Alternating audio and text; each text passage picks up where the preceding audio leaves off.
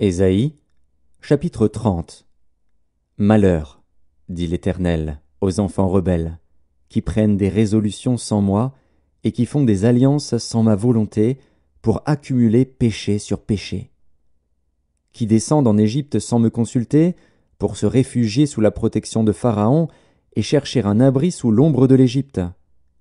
La protection de Pharaon sera pour vous une honte, et l'abri sous l'ombre de l'Égypte une ignominie. Déjà ses princes sont à Tsoan, et ses envoyés ont atteint Anès. Tous seront confus au sujet d'un peuple qui ne leur sera point utile, ni pour les secourir, ni pour les aider, mais qui fera leur honte et leur opprobre. Sentence des bêtes du Midi. À travers une contrée de détresse et d'angoisse, d'où viennent la lionne et le lion, la vipère et le dragon volant, ils portent à Dodan leur richesse, et sur la bosse des chameaux leur trésor, un peuple qui ne leur sera point utile. Car le secours de l'Égypte n'est que vanité et néant. C'est pourquoi j'appelle cela du bruit qui n'aboutit à rien. Va, maintenant, écris ces choses devant eux sur une table, et grave-les dans un livre, afin qu'elles subsistent dans les temps à venir, éternellement et à perpétuité. Car c'est un peuple rebelle, ce sont des enfants menteurs, des enfants qui ne veulent point écouter la loi de l'Éternel, qui disent aux voyants « Ne voyez pas !» et aux prophètes « Ne nous prophétisez pas des vérités, dites-nous des choses flatteuses, prophétisez des chimères. Détournez-vous du chemin, écartez-vous du sentier, éloignez de notre présence le Saint d'Israël. » C'est pourquoi ainsi parle le Saint d'Israël. Puisque vous rejetez cette parole, que vous vous confiez dans la violence et dans les détours et que vous les prenez pour appui, ce crime sera pour vous comme une partie crevassée qui menace ruine et fait saillie dans un mur élevé, dont l'écroulement arrive tout à coup en un instant. Il se brise comme se brise un vase de terre, que l'on casse sans ménagement et dont les débris ne laissent pas un morceau pour prendre du feu au foyer ou pour puiser de l'eau à la citerne.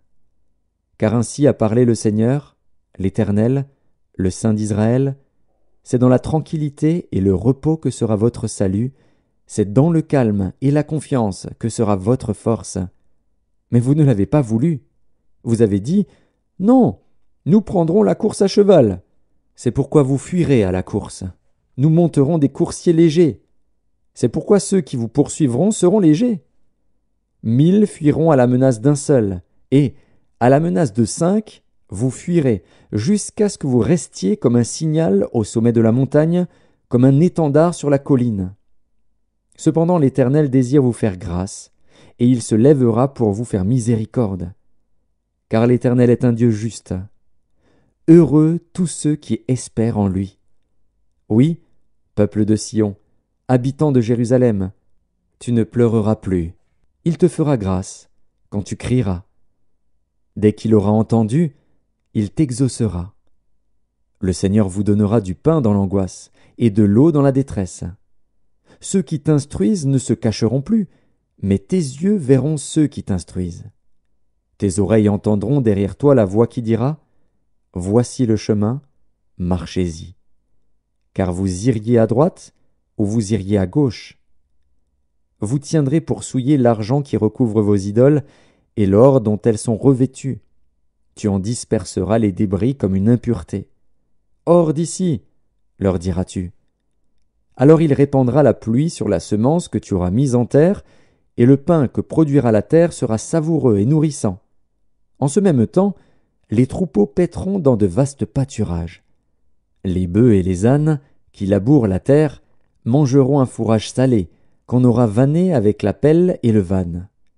Sur toute haute montagne et sur toute colline élevée, il y aura des ruisseaux, des courants d'eau, au jour du grand carnage, à la chute des tours.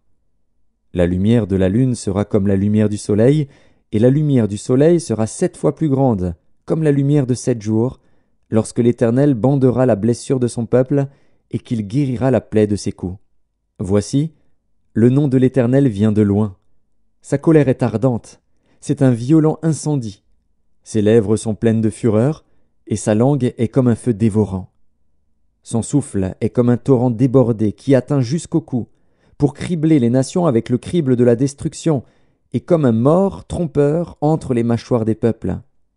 Vous chanterez comme la nuit où l'on célèbre la fête. Vous aurez le cœur joyeux comme celui qui marche au son de la flûte pour aller à la montagne de l'Éternel, vers le rocher d'Israël. Et l'Éternel fera retentir sa voix majestueuse. Il montrera son bras prêt à frapper, dans l'ardeur de sa colère, au milieu de la flamme d'un feu dévorant, de l'inondation, de la tempête et des pierres de grêle. À la voix de l'Éternel, l'Assyrien tremblera. L'Éternel le frappera de sa verge.